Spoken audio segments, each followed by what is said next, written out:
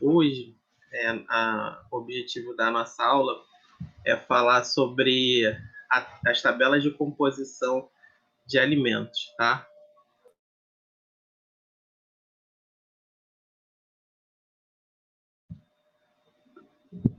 Que é uma ferramenta essencial para a gente que vai estudar composição de alimentos.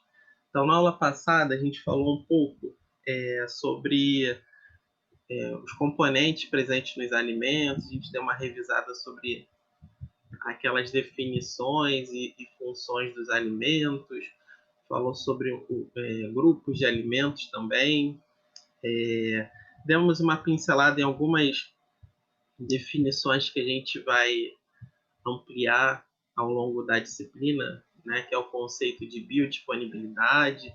Né? A gente falou de uma forma bem direta, bastante resumida, mas a gente vai desenvolver ele à medida que a gente for tendo contato com essa definição por outras vezes, tá? Além disso, a gente viu definição falando sobre alimentos fontes, né? Então, boa fonte, excelente fonte, alimento fonte, tá? Entre outras questões que tá lá disponível na primeira aula. E caso tenha necessidade de vocês reverem alguma coisa, a aulinha tá lá, ou na plataforma ou lá no YouTube, caso vocês queiram acessá-la direto, tá? Não tem problema, fica da opção de vocês, tá? E esse conteúdo, gente, ele vai ficar sempre disponível, independente se voltar o ensino presencial, tá? E aí é um outro projeto que eu estou enganjando aí junto com a instituição, né? E aí mais à frente vocês vão ter um pouco mais de detalhes sobre essas ações que a gente vai fazer mais à frente, tá? Então vamos lá.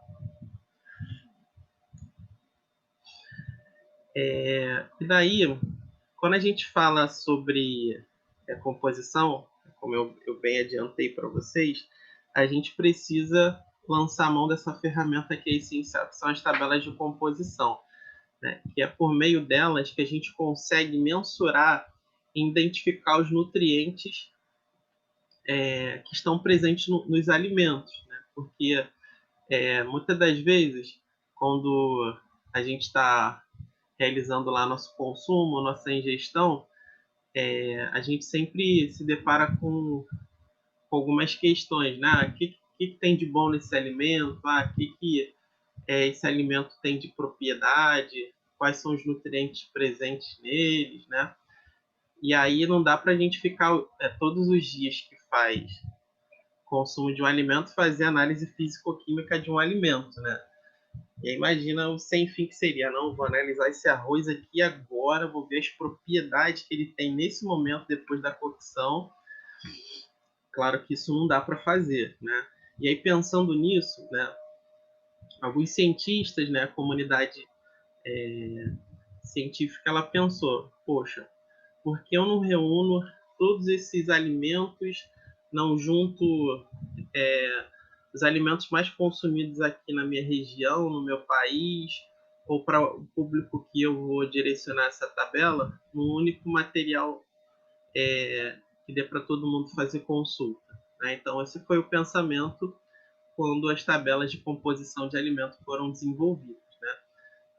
E aí, segundo o Ribeiro, é um dos instrumentos, né, disponíveis para determinar e adequar ou identificar a inadequação dietética também, tá?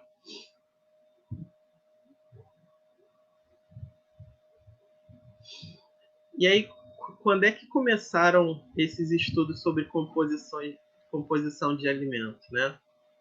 Então, eles começaram no século XVIII ainda, onde Lavoisier, né, que é o pai da nutrição, né, que foi um estudioso, foi um químico, ele demonstrou a natureza da combustão, ou seja, os alimentos geravam energia, né? E aí existia uma relação entre o consumo de alimentos e a questão energética do corpo humano, né? Então ele identificou que uma vez que a gente consumia alimentos, a gente conseguia obter energia desses produtos, né? E aí todas os ensaios, todas as análises foram feitos em cima dessa propriedade que os alimentos têm, que é de ser um combustível ou de gerar combustão, tá? E aí, mais recente, o inglês, né, ele desenvolveu, né, esse McMasters, ele desenvolveu análise quantitativa de alimentos, né? Então ele quantificou batatas, né? E aí ele estimou a proporção dos nutrientes e energia desse alimento. E aí foi, na verdade, né, um dos primeiros estudos mais aprofundados sobre a presença de nutrientes ou de proporção de nutrientes dentro de um alimento, tá? E aí foi feita uma análise prévia em 1795 e posteriormente desenvolvida melhoria desse método aí, de acordo com o relato de McMasters, em 1963. E aí tivemos Lavoisier, tivemos essa análise na Inglaterra. Posteriormente, em 1896, foi lançado o primeiro boletim, né? Na verdade, se a gente olhar bem, se a gente pode precisar isso, né? Pode ser que seja a primeira tabela de composição de alimentos, né? Expressa através de uma lista, né? Então foi lançado esse boletim com dados através de uma lista de alimentos, tá? Desenvolvido por um grupo de americanos. E aí, esse boletim, posteriormente, ele foi revisado e aí serviu de base, né, para fazer essa compilação de dados de outros alimentos ao redor do mundo, né?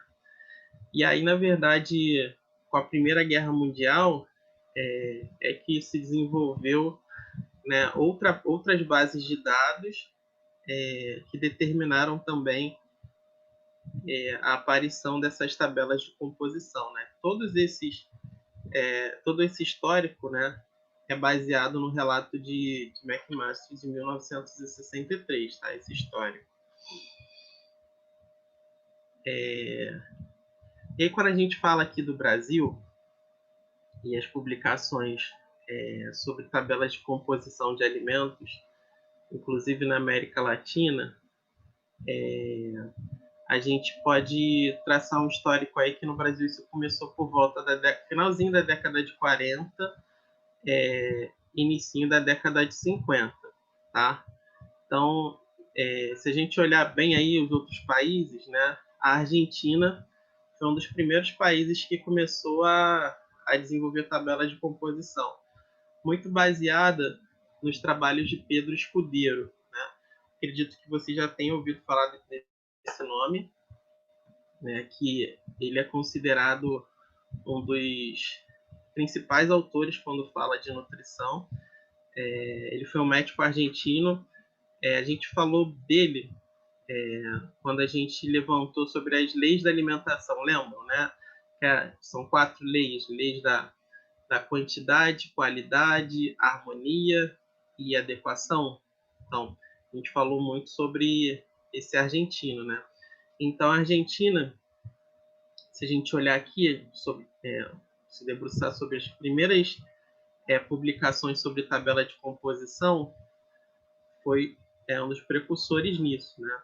E aí o Brasil veio aí meio que na média dos outros países da América Latina, fazendo publicação no finalzinho da década de 40, início da década de 50. E aí, na verdade, qual é a principal importância, né? Na verdade, qual é a importância de se estudar as tabelas de composição? Qual é a função real do conhecimento dessas tabelas? Quando a gente fala de tabela de composição, a primeira coisa que vem na nossa cabeça é: poxa, eu vou olhar a tabela de composição para saber o que tem em um determinado alimento. Não é isso que vem na cabeça de vocês? O que vocês pensam? O que vocês normalmente utilizam uma tabela de composição no dia a dia de vocês como estudantes?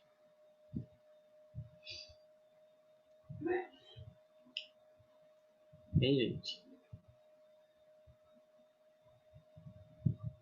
Nada? A gente pode seguir. Então, de acordo com os dados que eu pude levantar para essa aula, né? Então, os pilares básicos do estudo das tabelas de composição, o primeiro aí é fazer trabalhos de educação nutricional, ou seja, eu quero falar de um nutriente específico para uma população que eu vou fazer um trabalho de educação nutricional, sei lá, vou fazer um trabalho sobre fibras alimentares. Poxa, eu vou dar lá uma consultada, né, na tabela de composição para identificar quais os alimentos que têm maior teor de fibra. Né? Eu vou fazer um trabalho de educação nutricional sobre alimentos ricos em cálcio. Vou lá na tabela de composição, vou dar uma olhada lá na lista dos alimentos que são ricos em cálcio. Eu quero identificar os alimentos que têm boa proporção de ômega 3. Vou lá e dou uma pesquisada. Tá? Outro aspecto, né, sobre o controle da qualidade e segurança dos alimentos. Né? Então, por exemplo, eu quero identificar se um alimento ele tem muita gordura saturada e se uma população tem consumo excessivo de um grupo específico de alimentos. Né? Então, vou lá e dou uma pesquisada sobre presença de gordura saturada em alimentos. Tá? Terceiro ponto é a avaliação e adequação de gestão de nutrientes em indivíduos ou populações. Né? Segue mais ou menos por essa mesma linha aí. Né? Então, vou lá, observo na tabela, identifico a população, esse indivíduo tem inadequação de consumo, sei lá, de vitamina A. Então, vou lá, intervir nutricionalmente, vou fazer uma intervenção nutricional para reverter esse quadro de deficiência. E o quarto ponto, que eu acredito que seja assim, um dos mais importantes, né, é a questão do estabelecimento de metas nutricionais e de guias alimentares. O que é isso?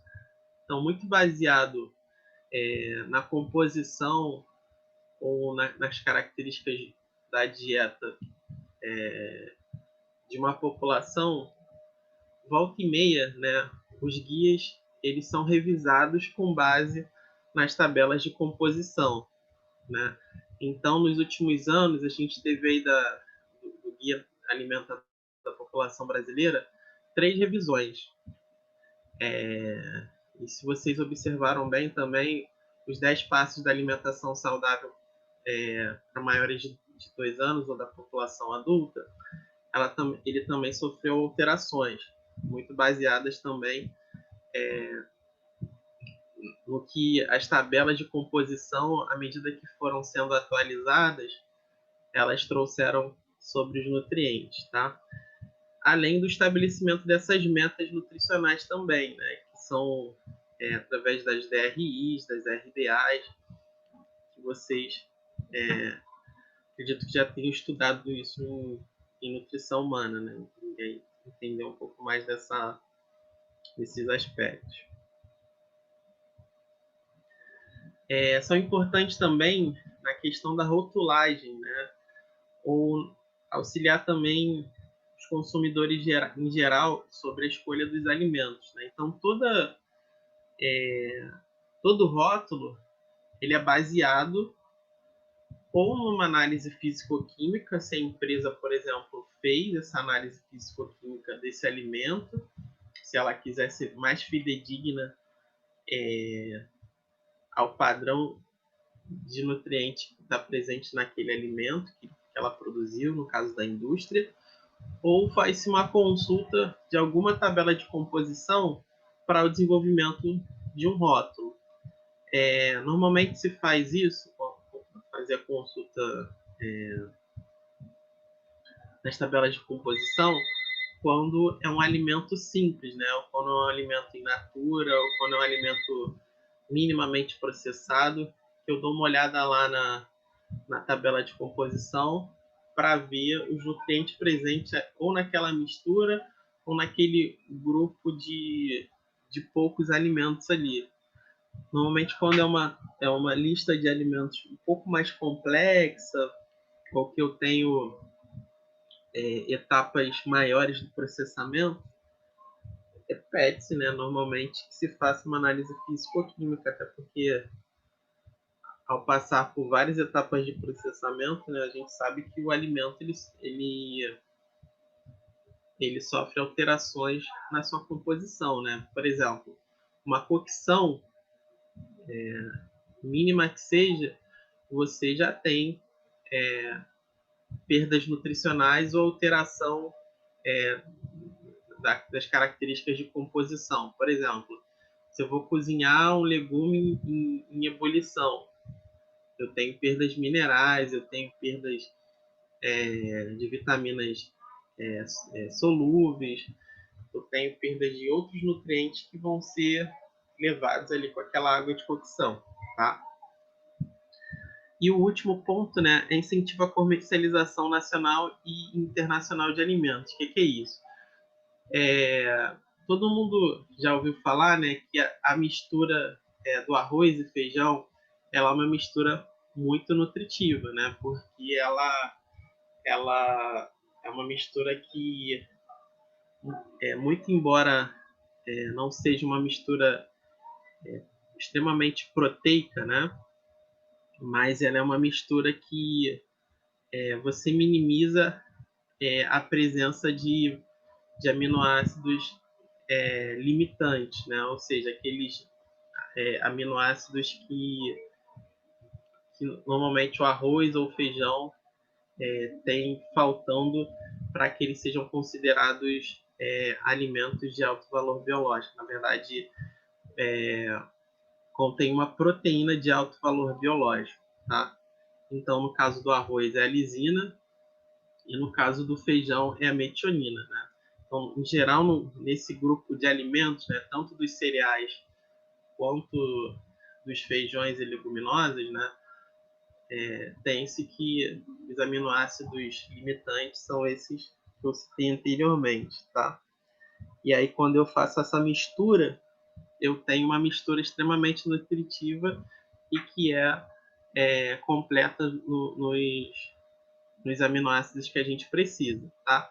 E aí, com essa valorização, né, da culinária, da gastronomia brasileira, né, e o quanto a gente tem conseguido mostrar o quanto ela é rica, né, tanto em variedade, mas também em riqueza de nutrientes, né, é que a gente está conseguindo fazer com que tanto a gastronomia quanto a, a nutrição aqui no Brasil ela ganhe um papel de protagonismo, né? Assim como acontece com outros alimentos, né, que a gente volta e meia vê aparecendo aqui no Brasil, né? Por exemplo, sei lá, a quinoa, que não é um alimento característico aqui do Brasil, sei lá, o sal rosa do Himalaia, né? Que também não é um alimento tão característico aqui da nossa alimentação, entre outros, né? Que vez por outra aparecem aí, a gente se vê consumindo porque ele é um superalimento, né, se a gente puder falar assim.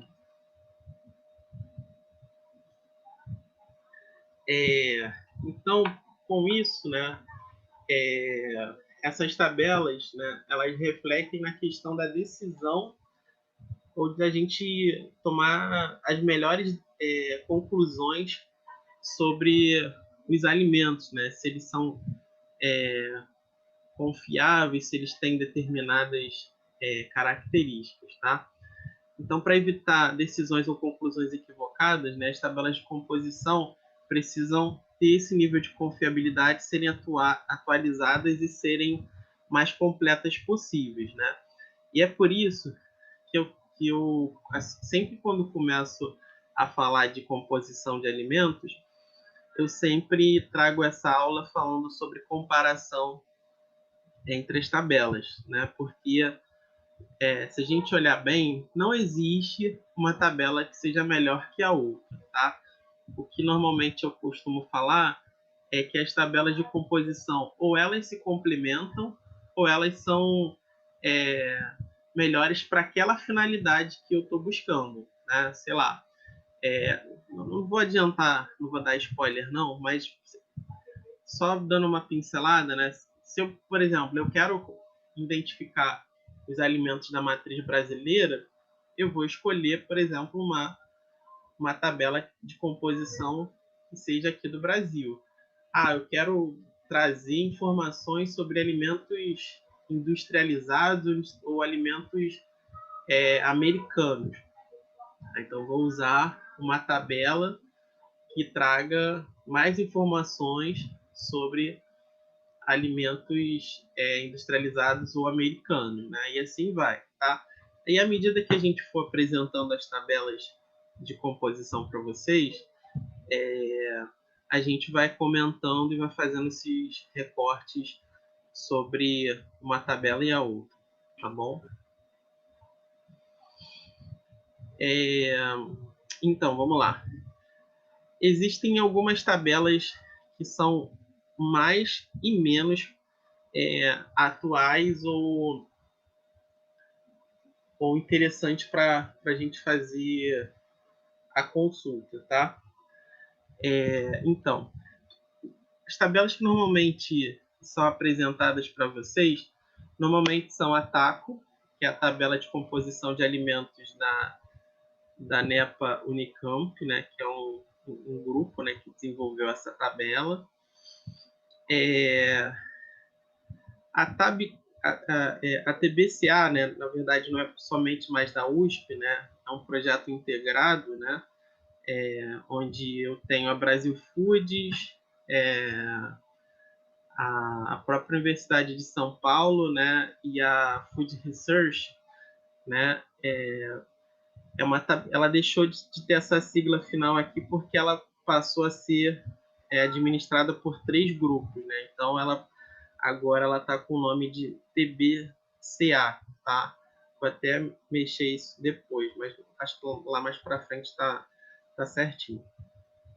Tem as tabelas de composição também do IBGE, né, que é o Instituto Brasileiro de Geografia e Estatística, que também foi uma tabela muito utilizada no passado, por ser uma tabela que era atualizada com base no consumo alimentar da população brasileira, levando em consideração as pesquisas que eram realizadas dos alimentos mais consumidos. Tá? Tem a tabela de composição de alimentos da Philip, né, que normalmente a gente chama ela de tucunduva, né, que é essa tabela de característica americana, tá? Só um pouquinho.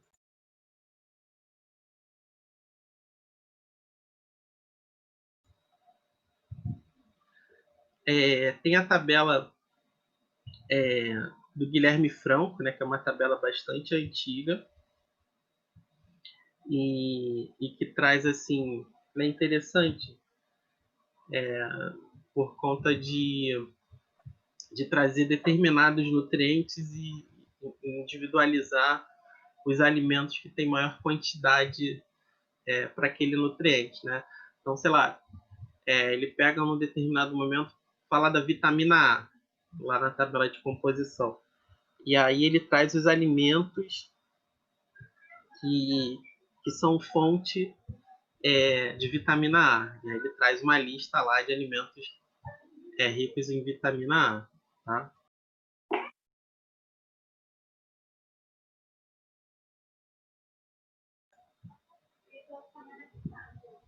Tem a Tabinut, né, que é uma tabela,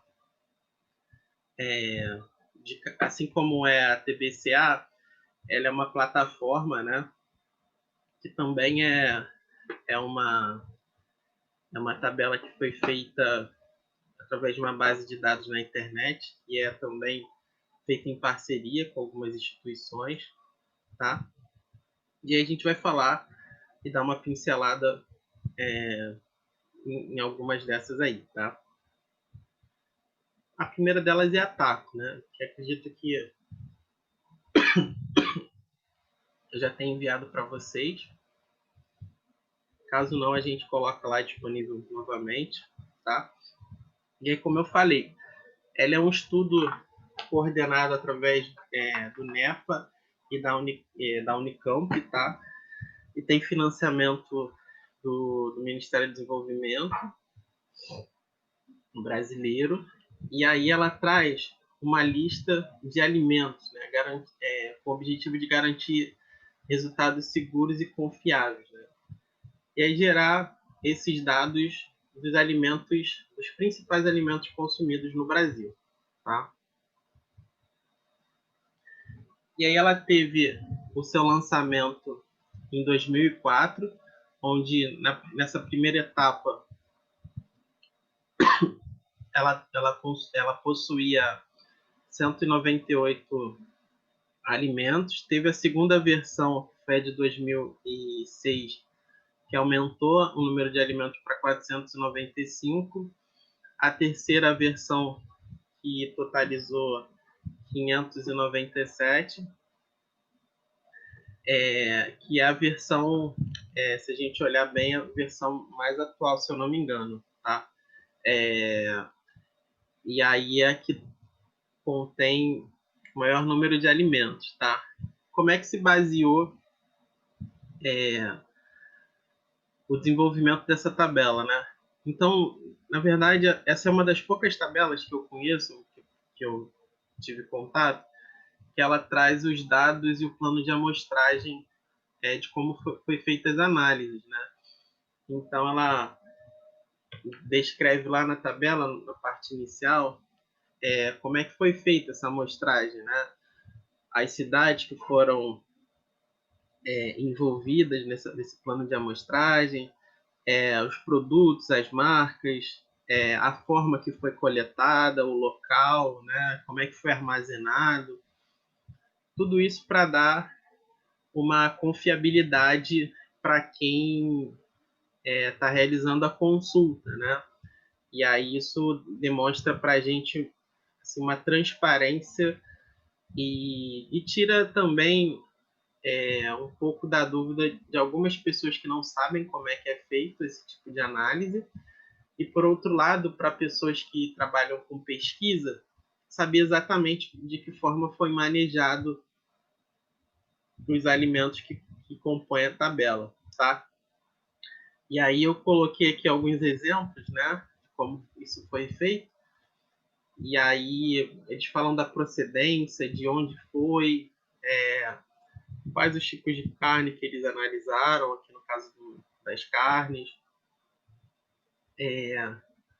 No caso das frutas, legumes, dos alimentos vegetais, né, também falam sobre a questão da procedência desses alimentos, tá bom? Como é que foi a metodologia da análise, inclusive, os laboratórios que foram licenciados para realizar essa análise, em relação às questões operacionais, né, de transporte, de capacidade, de questão de temperatura, que os alimentos foram mantidos, tá? E aí tudo isso eles trazem lá na tabela. E aí ao final da aula eu vou mostrar para vocês a carinha da Taco para vocês, tá? E aí a gente, à medida que a gente for tendo a necessidade, eu vou eu vou abrindo essas tabelas de composição para vocês, só para a gente ganhar tempo na apresentação de cada uma e a gente não precisar ficar parando e interrompendo o compartilhamento da tela, tá bom? A segunda, né, que eu citei lá atrás foi a TBCA, né, que é essa tabela que é uma plataforma e ela é foi feito através de parceria, né, da Food Research, como eu falei lá na frente, da USP e do Brasil Foods, tá? Ela teve sua versão inicial em 98 e foi a primeira tabela da América Latina a ser disponibilizada através da internet, tá? E ela, como é uma tabela da internet, ela sofre atualizações assim de forma bastante frequente, bastante sistemática, né? É importante salientar isso, né? Por conta da variedade de alimentos que ela traz, inclusive. A gente vai dar uma pausa aqui na apresentação daqui a pouco para mostrar para vocês como é que é a aparência e a carinha dessa tabela, tá? E aí a gente, à medida que for avançando, a gente consegue mostrar para vocês também. Vou fazer melhor, vou deixar para fazer esse compartilhamento dessas tabelas mais lá para o final, para, como eu falei, a gente poder falar de todas e aí depois ir tirando dúvidas, esclarecendo vocês quanto à aparência dessas tabelas, tá?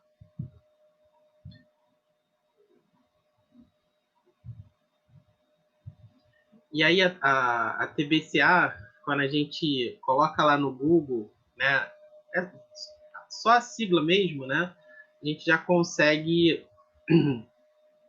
achá-la através de um Google que a gente dá. Então a gente coloca a sigla TBCA, já vai aparecer lá na lista de pesquisas, tá? E aí é só clicar lá na pesquisa, já vai reportar para o site, né? O site tem essa aparência aqui, né? Então ela está completando 20 anos, né, nesse ano, e ela está na sua versão 7.1, né? Ou seja, teve a versão 1.0, a 2, né? E aí hoje ela está na versão 7.1, ou seja, ela sofreu 7 atualizações, né? Então, se a gente olhar e comparar com a Taco ela sofreu 3 atualizações. A TBCA, como é uma tabela, como eu falei, é uma tabela online, ela é uma tabela que por conta disso ela é atualizada com mais facilidade e aí dada a esse número que aparece aqui na, na página inicial, né, ela é uma tabela que é frequentemente atualizada, então isso é muito bom.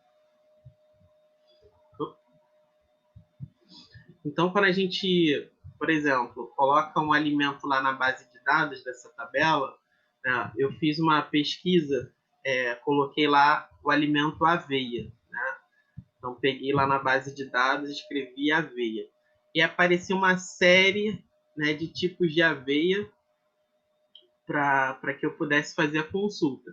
E aí, depois que eu coloquei a palavra aveia, eu selecionei a característica da aveia que eu queria, né? Então, foi aveia farinha crua, né? E aí ele traz a espécie da farinha e a descrição dela em inglês também, que isso é bem importante a gente salientar, né? Porque às vezes tem alimentos que são importados ou que a gente conhece o nome em inglês, que a gente também pode estar colocando isso na descrição lá também, tá? E aí ela me traz aí todas os dados que eu preciso. Aqui tem outros dados que a gente vai mostrar lá mais para o final da aula, tá? Mas aqui, por exemplo, aqui tem energia em kilojoule, energia em caloria, tem a umidade nela, que é a quantidade de água presente no alimento, tem a quantidade de carboidrato total e carboidrato disponível, né? Então, o restante dos outros carboidratos são aqueles que a gente não consegue digerir, tá, né? De acordo com aquela classificação dos carboidratos digeríveis e não digeríveis, e no caso dos não digeríveis a gente entende aí como fibra, tá?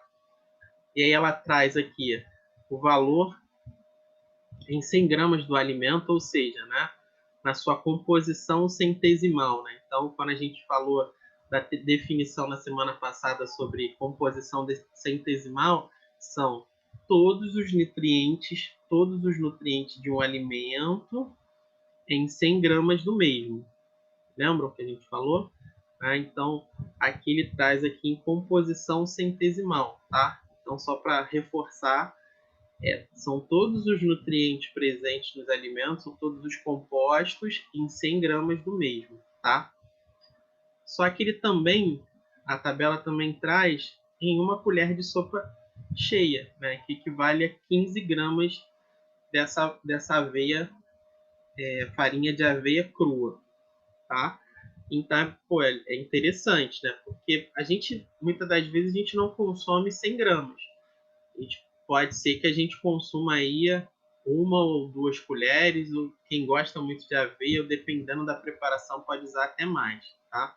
Então, ele traz aí em outros formatos, ou através das medidas que a gente chama de medidas caseiras, né? Que são as medidas conhecidas por nós através de utensílios que a gente usa em casa, né? Que são colheres, xícaras, copos, pratos, outros utensílios que a gente utiliza na cozinha.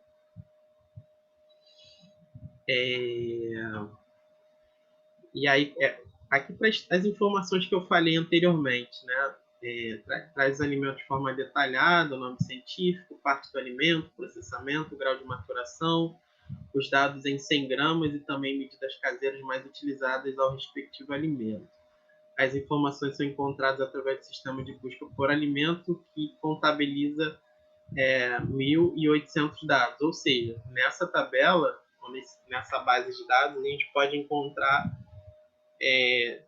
1.800 alimentos e suas variações, né? Depois a gente vai fazer uma pesquisa novamente sobre a aveia lá no final da aula e a gente vai ver quanto de variação tem o alimento aveia quando a gente faz a pesquisa. Tem a tabela do IBGE, né, que como eu falei, né, ela é baseada no ENDEF, né, que é o Estudo Nacional de Despesas ou Orçamentos Familiares, e é uma tabela que compila dados tanto nacionais como internacionais, tá? E aí foi um estudo realizado em parceria com o Ministério da Saúde, onde traz também uma variação grande aí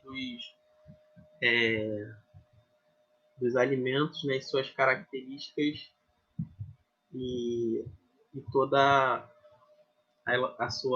seu processamento. E aí, e mais uma vez, né, outra tabela brasileira que traz a procedência dos dados, né? Mas, porém, né, dentre as mais utilizadas, a Dataco ela ainda, de certa forma, ela está um pouco mais à frente por conta da sua frequente atualização. A do IBGE, eu não vejo que ela sofre tantas atualizações assim ao longo do tempo.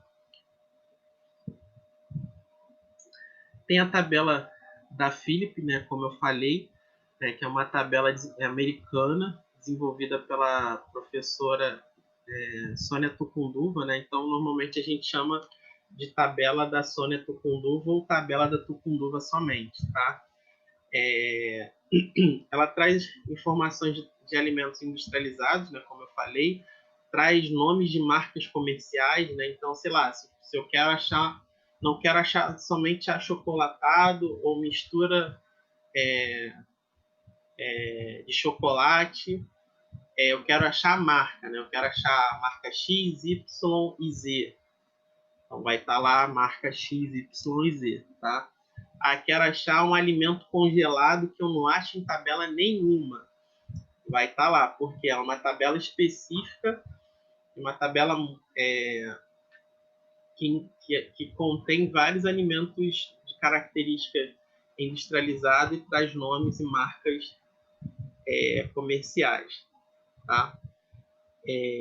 além também de trazer uma variedade dos alimentos in natura também, né, dos mais utilizados.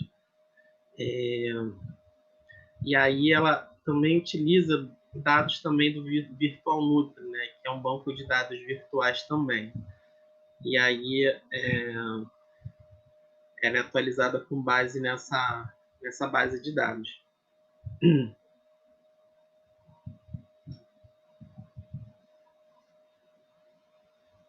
Então, como eu falei, ela é uma tabela que traz preparações, por exemplo, como fast foods, pizzas, preparações das mais variadas possíveis, né? Então, alimentos regionais também, né? Por exemplo, acarajé, feijoada, pato no tucupi, né? Que é coisa difícil da gente achar, por exemplo, na taco, né? Na taco, muito provavelmente, a gente vai encontrar alguns alimentos mais simples, alimentos que não envolvem preparações tão elaboradas ou tão regionais quanto as que a gente acha na, na tabela da Tucundu, tá? Então, aqui é uma tabela que tem bastante itens, né? Então, são 3.022 itens com valores de energia e 33 nutrientes em 100 gramas do alimento, né? Então, uma variedade muito grande de análise que foi feita, né? 33 nutrientes é coisa pra caramba, né?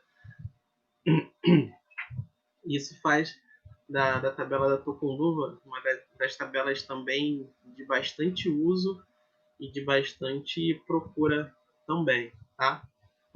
E aí, por conta dela também ser bastante atualizada, né? Ela tem uma versão que é de 2013, né? E julga-se que é uma bem recente. Inclusive, a gente pode até fazer depois uma pesquisa para saber se tem alguma versão mais nova, que acredito que tem, né? Porque por conta dela ser abastecida pelo Virtual Nutri, né, que também sofre atualizações de formas frequentes, a gente pode, inclusive, atualizar esse dado aqui, que pode ser que tenha alguma informação mais recente eu não tenha trazido para vocês, mas a última versão que eu tenho conhecimento é de 2013. Tem a tabela do Guilherme Frão, né, que é uma tabela brasileira também, foi desenvolvida pela Unirio, né, que é a Universidade do Rio de Janeiro, e ela foi reeditada algumas vezes e tem atualizações recentes também, tá? E ela tem sido atualizada com uma certa frequência como base desses dados de coleta de alimentos aqui do Rio de Janeiro. A aparência dela é mais ou menos essa aqui, e acabou que ficou um pouco mais borrada, né, do que eu achava que ia ficar um pouco mais nítido, né, mas a aparência dela é essa, né? Essa é a nona edição, tá? Então, se ela está na nona edição, é porque ela sofreu 9 alterações ao longo do tempo, tá? Então, quando a gente fala de edição de um livro, né, ou de uma referência, é porque sofreu alterações de acordo com o número de edições que ela tem, né? Então, por exemplo, tem um livro bem conhecido, né, que é um tratado de nutrição, que a gente chama de Krause, né? A Krause ela está na sua 15ª edição, né? Então isso quer dizer que ela teve 15 alterações ao longo do tempo, né? Então isso é muito bom quando a gente lê um livro, né, e ele é frequentemente atualizado. É ruim também por outro lado, né, porque muitas das vezes a gente compra esse livro e aí a gente tem que comprar ele muitas vezes, né? Mas como a ciência que a gente estuda sofre alterações de forma frequente, né? A nutrição é muito dinâmica e a gente precisa acompanhar essa evolução da nutrição, né? Os livros e as referências que a gente utiliza precisam também acompanhar o tempo que a ciência da nutrição ela avança também. Tem a Tabinut, né, que é uma tabela também que é feita, é uma base de dados que é feita em parceria também, tá, com a USDA e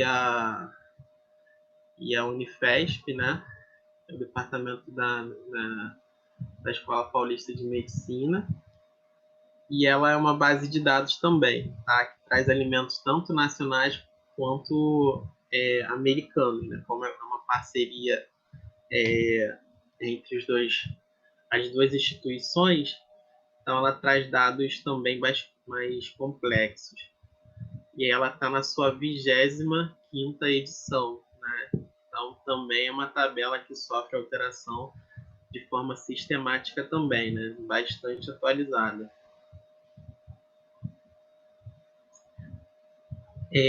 Da última vez que eu acessei a tabela, ela tinha essa aparência aqui. Pode ser que ela tenha sido atualizada e aí ela, quando vocês forem consultar e pesquisar sobre essa tabela, ela possa estar diferente com essa cara, com uma outra cara que não é essa aqui, tá? Mas da última vez que eu fiz a pesquisa nela, ela estava com essa aparência, tá bom? Então, quando você acessa essa base de dados lá da Tabinut, você tem essa página inicial aqui, e aí você coloca simplesmente o nome do alimento aqui e clica em buscar, tá? E aí aqui tem outras formas de você pesquisar, né? Então tem baseado em grupos de alimentos, você também pode acessar essas informações, né? Tem o grupo de alimentos que normalmente são pesquisados ou alimentos que você pesquisou, ele pega algumas pesquisas que você fez anteriormente, já coloca aqui na frente aqui para você, caso você precise mais vezes de pesquisar sobre aquele alimento, ele já está ali disponível, tá? Você pode também colocar o número de registro que você quer por página, e aí você, é uma tabela que te oferece bastante opções, né? E aí aqui tem, ó, 3.675 encontrados, né? Então, acredito que eu tenha colocado um dado aleatório para estar disponível. Eu não lembro se eu fiz uma pesquisa ou se isso já aparece na tabela especificamente já direto, tá? Mas aqui tem uma base de dados que também é bastante grande e extensa, que faz dessa tabela também uma tabela bem boa. E aí depois que você faz a pesquisa, né, aparecem as informações, né, do alimento que você pesquisou. Eu pesquisei novamente a aveia, né, porque a aveia ela tem uma variedade de formas de preparo, de apresentação diferenciada, né, então eu queria identificar todas essas variações. E aí, como eu tinha feito para a tabela anterior, eu quis padronizar para ficar uma pesquisa igual a que eu fiz na TBCA. E aí eu repeti aqui o alimento aveia para não restar dúvidas que entre uma tabela e a outra eu conseguia ter mais ou menos os dados que eu precisava, tá? E aí, quando eu pesquisei, eu tenho aqui na sua composição centesimal, né? E aqui ele me apresentou aqui um pacote contendo 28 gramas dessa aveia, tá? Que é a aveia instantânea fortificada seca, tá bom? Além de ter essas tabelas de composição, né? Tanto os livretos, né? Os livros que trazem essas tabelas, as versões digitalizadas que a gente consegue baixar em um formato de PDF da instituição que desenvolveu, além também de ter as bases de dados, né, das tabelas que eu apresentei, que você simplesmente coloca no navegador da internet, o nome da tabela, e você faz a pesquisa por lá. Existe também os softwares, né, em nutrição, que são programas, são aplicativos que você instala no seu computador, e aí você tem acesso a todas essas informações sobre os nutrientes, tá? Só que tem um porém, gente. Eu estou apresentando esses softwares, né, mas assim, gostaria imensamente, né, que vocês não ficassem presos e não fossem reféns desses programas, né? Porque o que a gente tem visto de profissionais que usam esses softwares é que ficam reféns das informações que eles trazem, né? E acabam que esses profissionais se perdem dentro desses softwares e não avançam e não evoluem profissionalmente. Por quê?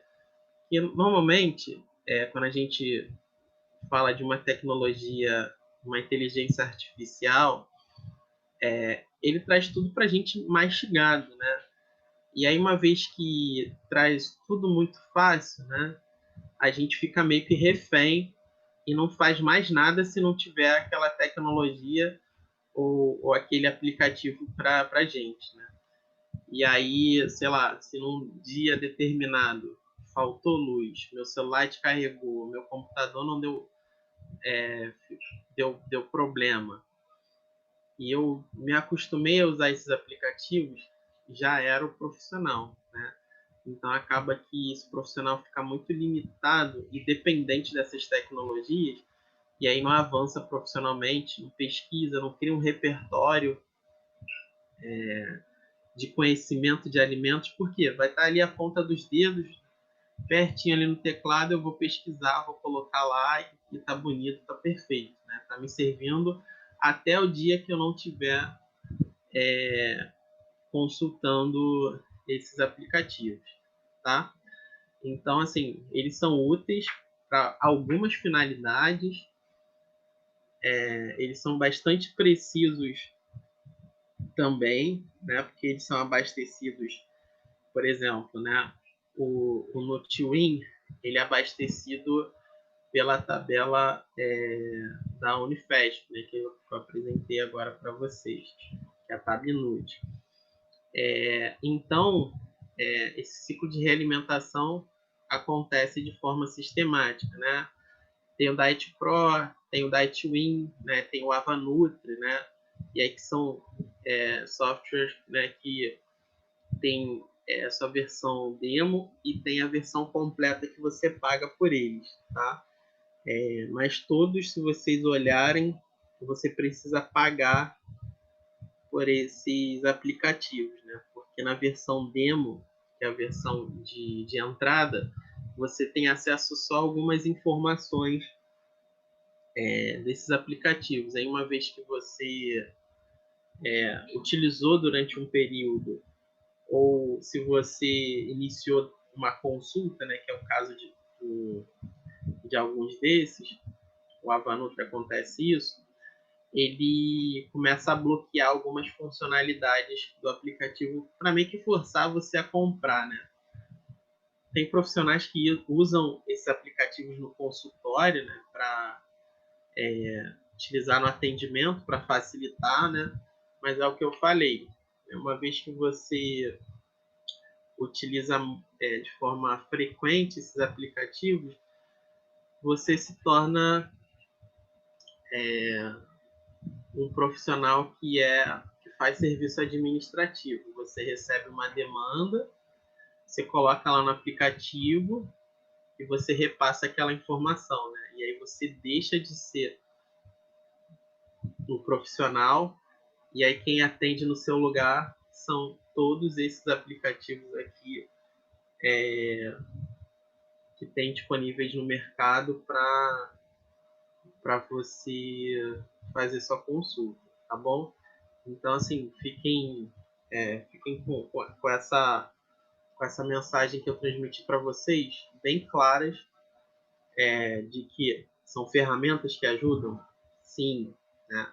Mas a gente tem que pensar, né, que nós somos profissionais que precisamos pensar fora da caixinha, né? E pensar fora da caixinha é ralar, né? É estudar sobre os alimentos, tá sempre pesquisando as tabelas de composição, é estudando nutrição, é sempre se atualizando. E esse é o caminho que a gente faz por nós, né? A gente como professor, e a gente espera que vocês também tenham esse espírito de procura, de estar sempre buscando melhorar profissionalmente, tá? E aí vai mergulhar muito, né? Sei lá, hoje vocês estão fazendo o técnico, daqui a pouco vocês na graduação, eu vou encontrar com vocês fazendo a graduação. Depois eu vou encontrar com vocês ou ter contato com vocês através da rede social, falar vocês fazendo uma pós-graduação, tá? Vocês cursando um mestrado, né? E evoluindo na vida de vocês profissionalmente nos campos que vocês decidiram, né? Porque eu costumo falar que a nutrição é um campo vasto, né? Hoje vocês estão tendo contato de forma inicial, né, através do curso técnico, né? Mas não se restringe a só isso.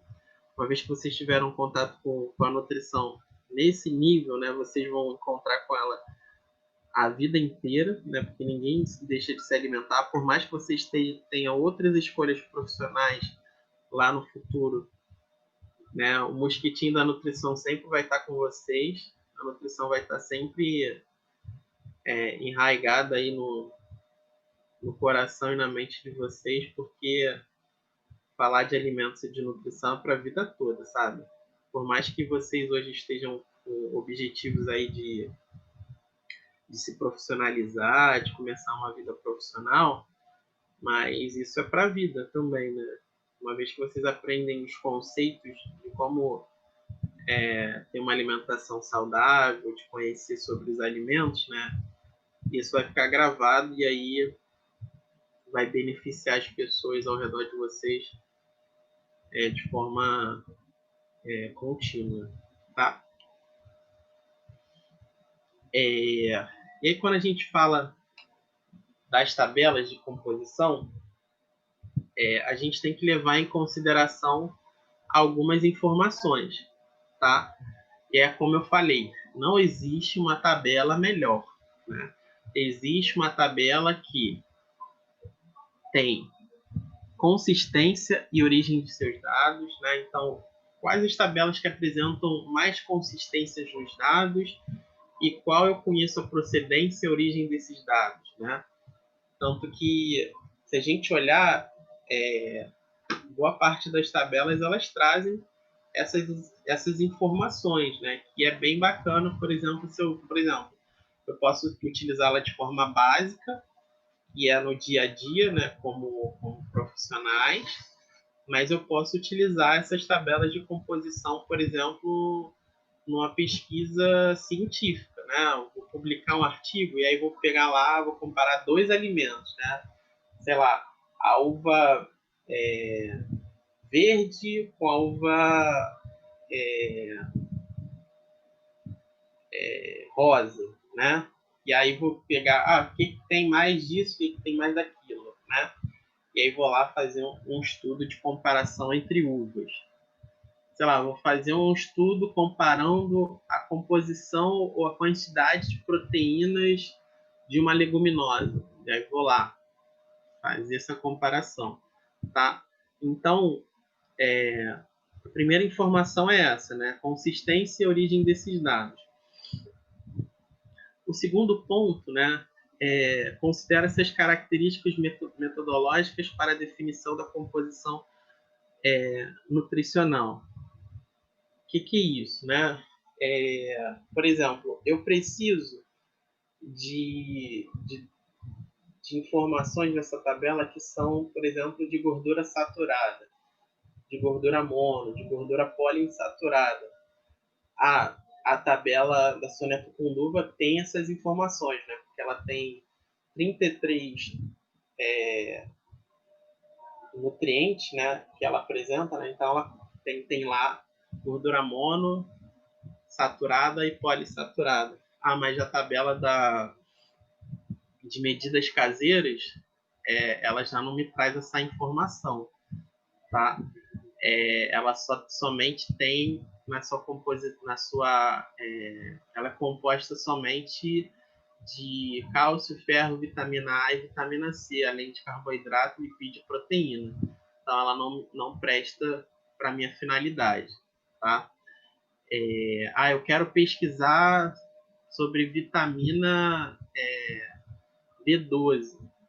A tabela a TBCA não me traz sobre todas as vitaminas hidrossolúveis.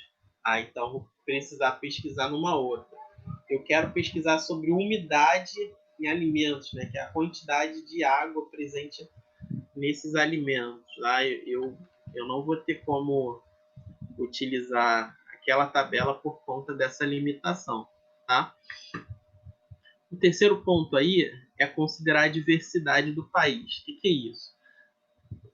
A gente sabe que o Brasil ele tem uma diversidade alimentar enorme, né? A gente tem uma variedade de alimentos gigantesca, né? Nós somos um país de características continentais, né? Vários países cabem dentro do Brasil, né? E várias culturas também são contempladas em cada região.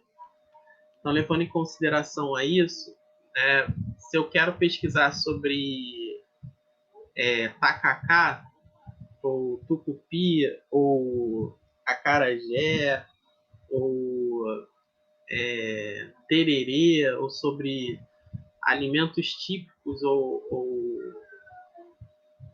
alimentos regionais, né, eu vou ter que pesquisar numa tabela que me traga essas informações. Eu quero fazer um levantamento, quero fazer um estudo, né, sobre os alimentos mais consumidos por adolescentes, né? E aí a gente sabe aí que os adolescentes eles gostam e veneram muito alimentos industrializados na sua grande maioria, né? Então, eu quero pesquisar sobre alimentos industrializados em adolescente. Então eu vou precisar de uma tabela que me traga informações sobre marcas e tenha maior conteúdo sobre alimentos industrializados. Beleza, então existe essa tabela aqui que me traz todas essas informações, tá? E aí, quando a gente fala dessa escolha, ela é muito baseada nessa cascata que eu vou fazer aqui junto com vocês, tá? E aí, na impossibilidade de falta de informação ou característica específica, né, de um determinado alimento, podemos usar o quê? Tabelas diferentes, né? Eu pesquisei na tabela do TBCA, não tinha um determinado alimento. Gente, caiu aqui. Eu fui lá para a tabela do IBGE. Poxa, a tabela do IBGE ela não me trouxe sobre o alimento que eu estou pesquisando. Vou na tabela da Sônia Tucunduva. Na tabela da Tucunduva ainda não tem o que eu preciso. Vou lá e dou uma olhada na Tabinut.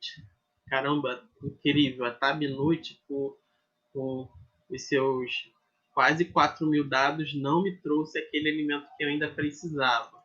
Vou dar uma olhada lá na Guilherme Frão, tá?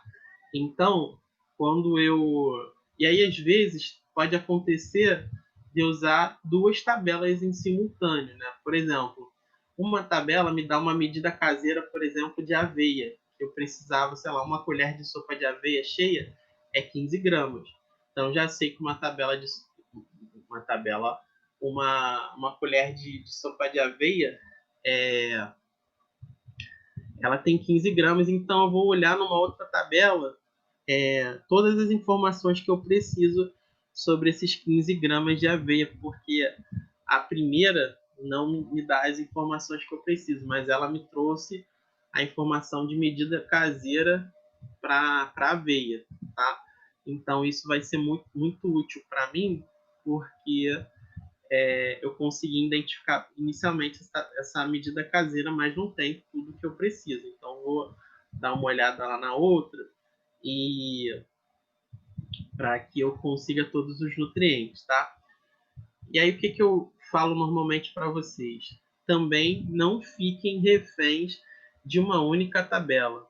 Por quê? Né? Porque isso vai limitar vocês em algum momento do conhecimento, do estudo sobre os alimentos. Né? Porque, como eu falei, a nutrição ela se atualiza, coisas novas estão sendo pesquisadas, formas de pesquisa estão sempre sendo revistas, né? Assim como aconteceu lá em 1795 com Lavoisier, que só estudava a combustão dos alimentos, hoje a gente, entre aspas, né, pode estar construindo essa história ainda. Na verdade, não pode estar, não. A gente, na verdade, está construindo essa história da nutrição.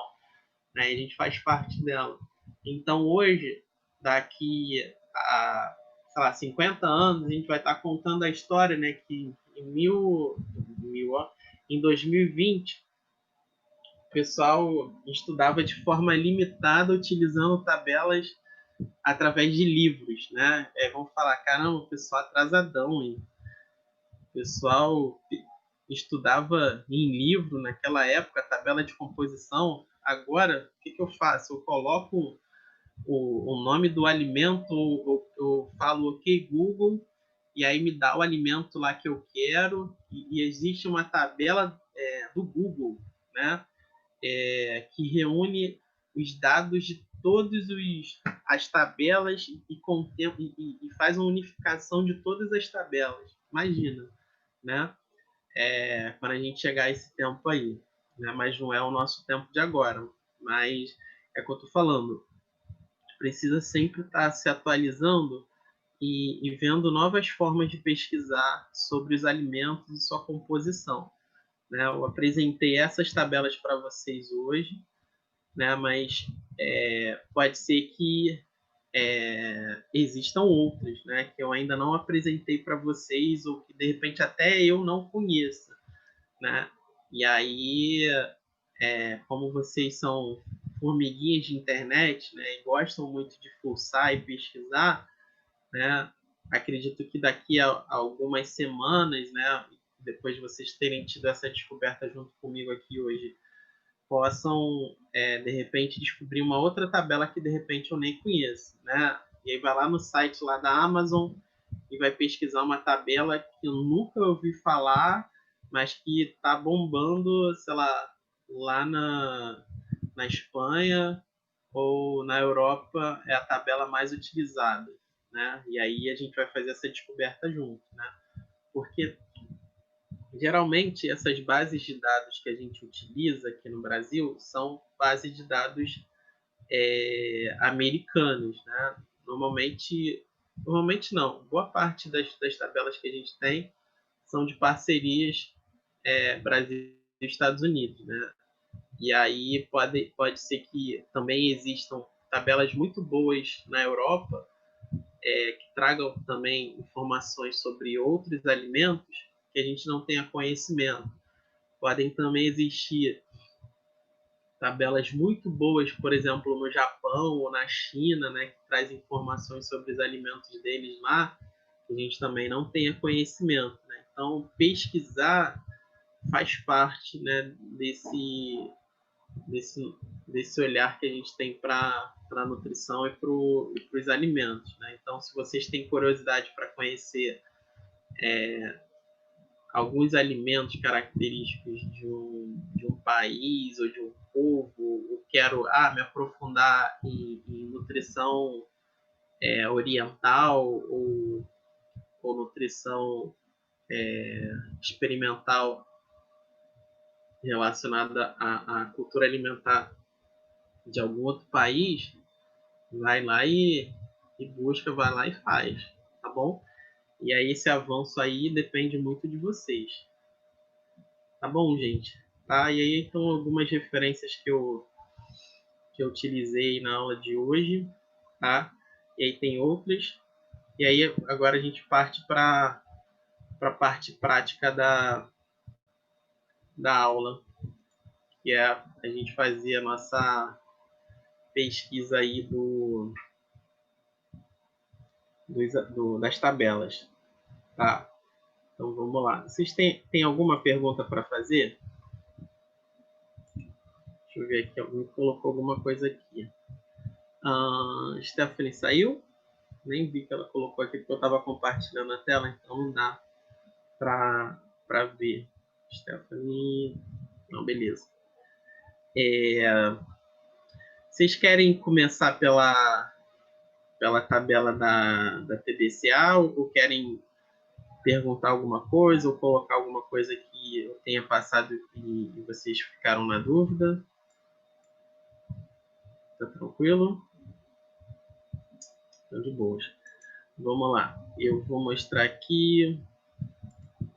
Deixa eu colocar aqui na página direto. E aí fica mais fácil para vocês.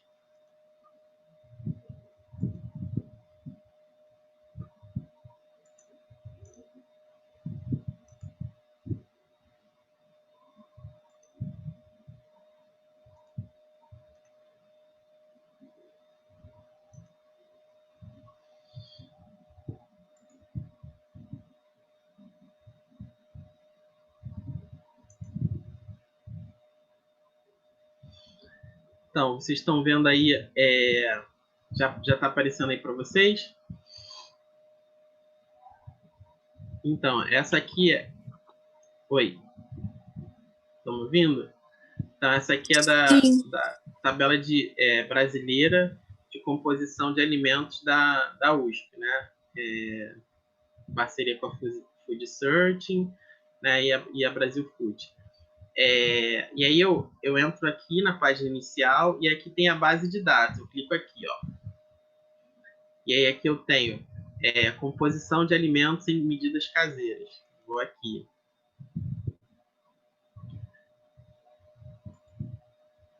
E aí depois que eu clico ali, aí eu vou colocar aqui o nome do alimento. Aí no caso eu coloquei a aveia. Vocês bem viram que eu fiquei vidrado lá na aveia. E aí aqui, ó, ele já me traz alguns alimentos em ordem alfabética, né? Ó, tá vendo?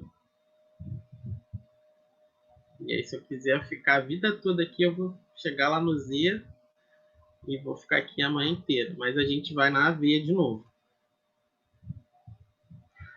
E vamos lá, a aveia me trouxe aqui, ó, tá vendo? Uma variedade de coisas feitas de aveia, né? Tem aveia farelo, farinha cozida, farinha crua, aveia fibras, flocos. Aqui, ó, tem o termo em inglês também, ó, flakes, em quotes. Biscoitos de aveia, cereal matinal, pão de trigo com aveia, vitamina, com leite de vaca integral, banana e aveia sem açúcar. Tá vendo a variedade de coisas que tem? Aqui, ó, açaí com xarope de guaraná, glicose, o granola caseira, que tem o que? Aveia em flocos, tá? E aí tem uma variedade de coisas aqui. Aí vamos aqui deixa eu ver, farinha de aveia crua.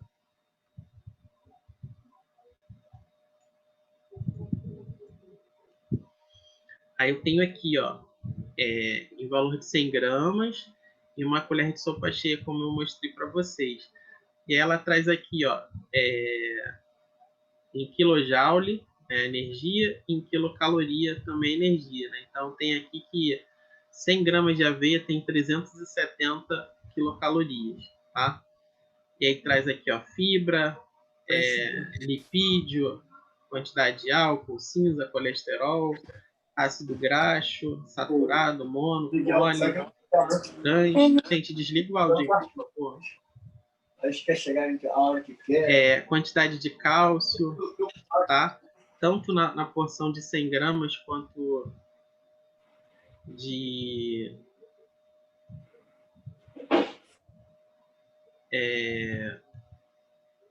15 gramas, né?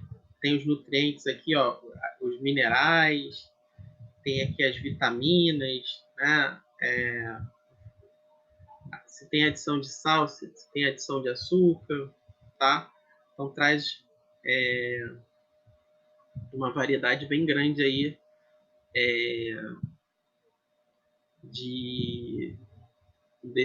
desses alimentos, né? E aí traz até uma informaçãozinha aqui que eu ainda não tinha visto, que eu não tinha chego aqui, que eu descobri até inclusive com vocês agora, que é aqui, ó, tem uma advertência deles aqui, ó, de acordo com a Agência Nacional de Vigilância Sanitária, a porção de consumo recomendada neste produto é de 50 gramas.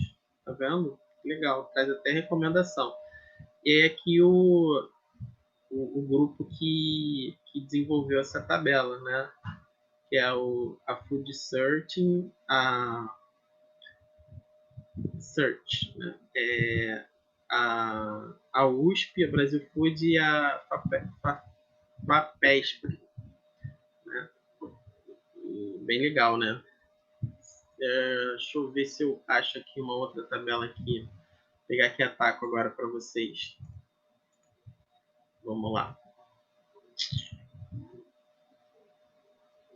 Tabela de medidas caseiras e a taco. Tem uma versão da medida caseira aqui que é velha, mas está em PDF, dá para vocês verem também.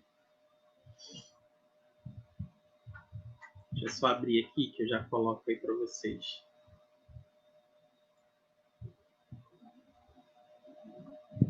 Vamos lá compartilhar a nossa telinha.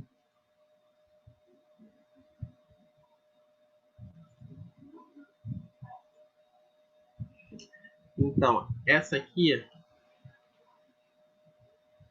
é a tal da tabela de medidas caseiras que eu estou falando aqui com vocês, tá?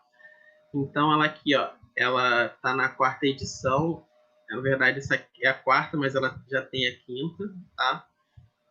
E aqui ela traz os símbolos, né, e abreviaturas de siglas, né? Então, por exemplo, se eu quero uma colher de sobremesa, é qual sobe, né? Colher de sopa é qual S, colher de chá, qual chá, tá? E tem todas as siglas que normalmente utiliza, tá? Então ela traz esse siglário aqui, tá? E aí todos os alimentos nessa tabela, que eu tenho essa versão em PDF, ela está organizada em ordem alfabética, né? Que vai do A, né, até o Z. Só que eu não sei se tem alimento com Z, mas eu acredito que não, tá? Se vocês lembrarem, falem aí também. Então tem aqui o primeiro alimento, abacate. Então deixa eu aumentar aqui para vocês verem melhor. Então tem aí que o alimento abacate. Aí ele traz aqui, como é o nome da tabela de medidas caseiras, ela traz uma variação grande aí nas suas medidas caseiras, tá? Então tem aí desde unidade até prato fundo e raso e copo e colher, tá? Então eu tenho aqui as medidas caseiras referentes ao abacate, né? Por que eu preciso respeitar isso? Porque cada alimento tem uma densidade específica, né? Então não posso comparar uma colher de sopa cheia de abacate com uma colher de sopa cheia de um abacaxi. Também não posso comparar uma unidade pequena de abacaxi com uma unidade pequena de abacate. Até porque, ó, se a gente olhar aqui, uma unidade pequena de abacaxi tem 480 gramas e uma unidade pequena de abacate tem 370 gramas, tá? Então, quando a gente fala de densidade ou gramatura de um alimento, se eu quero procurar o valor de uma unidade de um alimento específico, ou colheres, ou quantificar, eu tenho que olhar sempre na quantidade daquele alimento que eu estou buscando, tá? Então, como vocês veem aqui, a tabela de medidas caseiras ela traz a quantidade em gramas ou ml, a quantidade de energia em quilocaloria, proteína, esse gli aqui é de glicídio, né? A mesma coisa que carboidrato, a mesma coisa que sacarídeo, tá? Então ele traz aqui a sigla GLI, que é de glicídios, tá? Aqui LIP é de lipídio, CA é de cálcio, tá? Então não confundam, gente, por favor, porque tem aluno que acha que esse CA aqui é de carboidrato, tá bom? E aí eu já vi trabalhos assim bem feitos, mas com o cálculo de composição feito errado, porque a pessoa achou que esse CA aqui era de carboidrato, tá? Então, o carboidrato é esse GLI aqui, certo? Além de trazer cálcio, tem ferro, vitamina C, vitamina A e a fonte de pesquisa. Tá? Normalmente, quando é de uma fonte de pesquisa que não foi feita pela tabela, eles trazem aqui a fonte de onde foi retirada essa medida, tá? Tá vendo? Beleza? Então, aqui, por exemplo, eu quero achar o alimento. Fale um alimento aí qualquer. Morango. Morango. Pô, foi logo no M, gente. Pelo amor de Deus, podia ser mais pertinho. Aqui, ó, frango assado, frango frito, germe de trigo, hambúrguer, leite, maionese. Tá perto. Manga, maracujá, marrom glacê, machixe, milho verde, mingau, misto quente. Tá chegando, morango. Vamos aumentar no morango. Então, olha lá, ó. Morango, uma unidade grande tem 20 gramas, uma média 12 e uma pequena 7 gramas. Aí o que ele tem? Ele tem que em 100 gramas de morango, ele tem 40 quilocalorias, né? E aí tem a sua composição aqui. Ele tem de proteína 0,8, 8,5 de carboidrato e 0,3 de lipídio, né? E aí, quando a gente olha para a tabela de composição, aí você se depara com a seguinte questão. Caramba, mas falam que o morango só tem carboidrato, sempre me falaram isso, né? Então é muito naquilo que a gente falou na aula passada sobre a questão da fonte, né? Que se a gente olhar a composição de todos os alimentos, ele contém todos os nutrientes, só que uns têm maior concentração e outros em menor, tá? Mas em geral, todos os alimentos contêm todos os nutrientes pesquisados na vida e na face da Terra que são os conhecidos, tá? Então, se a gente olhar aqui, por exemplo, deixa eu diminuir aqui. Então, aqui não vai aparecer. Eu já sei a ordem, mas assim, eu queria mostrar. Vou pegar aqui a parte de cima para vocês. Ah, meu Deus, que não vai aparecer. Então, por exemplo, é porque teria que ser um que tivesse mais em cima aqui para vocês darem uma olhada. Deixa eu pegar aqui o outro. Que não seja preparação, seja um alimento in natura. Deixa eu ver. Não. Vamos lá, no maracujá. Então aqui, ó, maracujá, ele tem, ó, 30 miligramas de vitamina C, né? Ou então um alimento que tem uma quantidade bem boa de vitamina C. Ele é considerado uma boa fonte, né? Porque se comparado à sua recomendação, que é de 75 miligramas para mulheres e 90 miligramas para homens, né? Ele tem aí, ele chega a 25% da sua recomendação, né? Então, ele é uma boa fonte. tá? De vitamina C. Nesses 100 gramas aí. Aí, se a gente olhar cálcio, né? Tem 13 miligramas de cálcio. É uma quantidade muito pequena, né? Até irrisória. Se levar em consideração que a recomendação de cálcio é de 1.000 miligramas, tá? Então, 13 miligramas é quase nada, né? Querem ver algum outro que vocês tenham curiosidade por agora?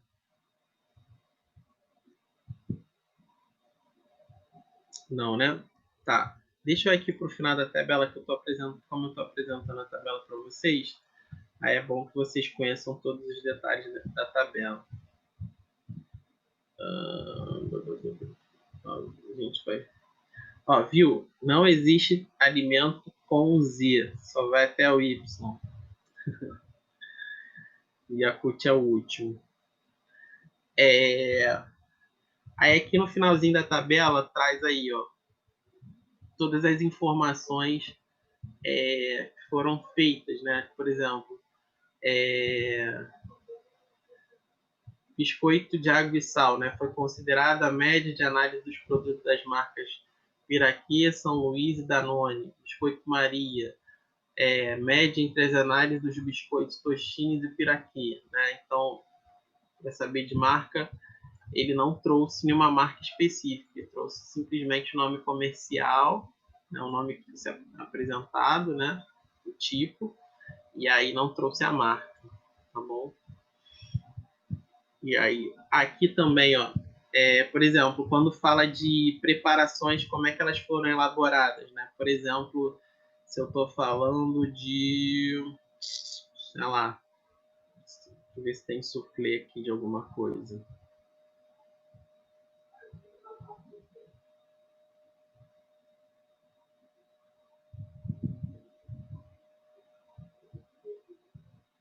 Aqui também tem ordem alfabética, tá? Vamos lá, pavê de fruta. Então, nesse pavê de fruta que foi feito aqui, quanto foi utilizado de fruta, né? Então, foi utilizado 20 gramas de abacaxi, biscoito champanhe 18, margarina com sal 13, sal, ovo de galinha e creme de leite, tá? Então,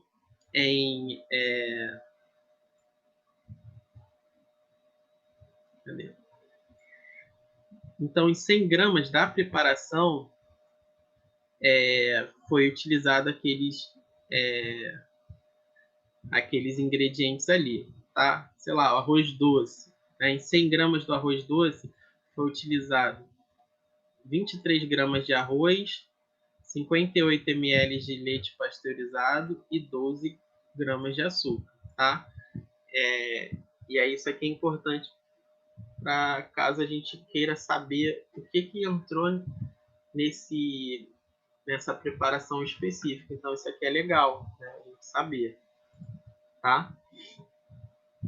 Aí aqui tem a TACO, né, que é a Tabela Brasileira de Composição de Alimentos da Unicamp. Estamos chegando aí a TACO já? Acho que sim. Então, ó, como eu falei, ó, ela é a quarta edição, né, que é de 2011.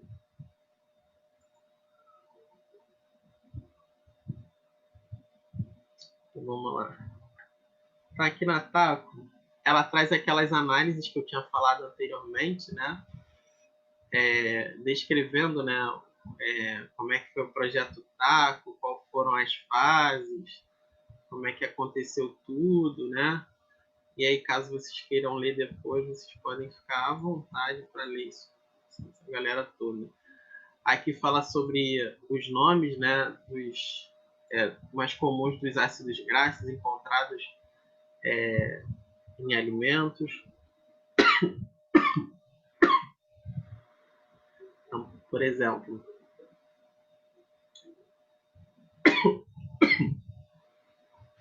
um ácido graxo aqui, o nome comum é linoleico, né?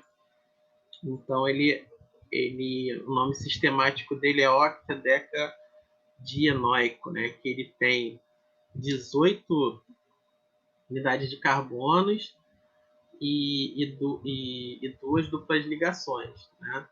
Então, ele é um ácido graxo que tem 18 carbonos, tá aqui, ó, 18 aqui, e ele tem duas duplas ligações, tá? Como a gente aprendeu lá em Princípios da Nutrição, né? Que os poliinsaturados eles têm duas ou mais duplas ligações, tá? Então, o nome sistemático ele leva em consideração ao número de carbonos, né? Octadeca, né? Que é 18, e um número de duplas ligações, que é di, tri, tetra, né? Então, di, tri, de 3, e tetra, que é 4. E aí o enoico no final, tá bom?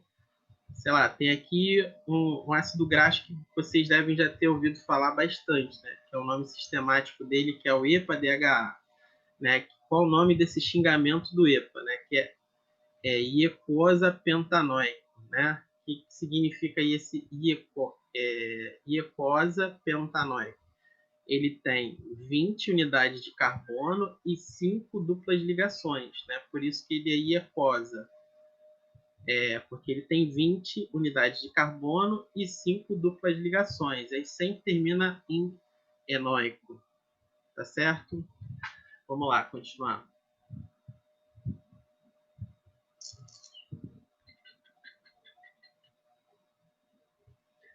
Quanto aos nomes científicos, né, dos alimentos, né? Por exemplo, arroz. O nome científico do arroz é Oryza sativa, né? E aí tem as várias espécies de abóbora também aqui que também tem os vários nomes científicos dela, né? Então, também a fim de pesquisa, né? Por exemplo, o brócolis, né? É uma Brassica oleracea, né? E aí, se vocês quiserem zoar a mãe de vocês daqui para frente, mãe, faz uma Brassica nossa, é difícil até de falar. Oleracea, né? E aí, se quiserem pregar peça, tá aí a dica do professor de hoje. Vamos lá. A parte que nos interessa, que é a parte que fala da composição. Então, como diferente das outras tabelas, a TACO ela traz em ordem alfabética reunida através de grupos, né? Então aqui tem o grupo das massas, pães, né, e cereais, tá? Então é o primeiro grupo que aparece aqui, tá bom? E aí tem aqui teor de umidade, energia em quilocal e quilojoule, proteína, lipídio, colesterol, carboidrato, fibra, cinza, cálcio e magnésio, tá? Então tem uma ordem diferente aqui. Quando a gente vai para a segunda parte, são os mesmos alimentos, só que apresentando outros nutrientes, tá? Então, por exemplo, aqui, ó, o arroz é o número 1, tá? E aí na segunda página, quando ele apresenta os outros nutrientes, ele não coloca arroz, ele escreve aqui número 1 para você saber que o número 1 é correspondente ao arroz, tá? E aí tem os outros nutrientezinhos aqui para vocês pesquisarem, tá bom? Quando tem assim, NA é de não analisado, TR é traço, né? Quando a quantidade é muito pequena, né? Quando foi analisado, tinha um conteúdo muito mínimo, né? Desse nutriente. Então não foi analisado não foi analisado o NA e o TR é de traço, tá? Quando a identificação foi muito pequena. Tá certo? E aí, essas duas tabelas é que normalmente a gente lança a mão, né, quando a gente fala de tabelas físicas, e tem o TBCA, que é a tabela online que a gente utiliza através lá da plataforma, tá bom? Beleza?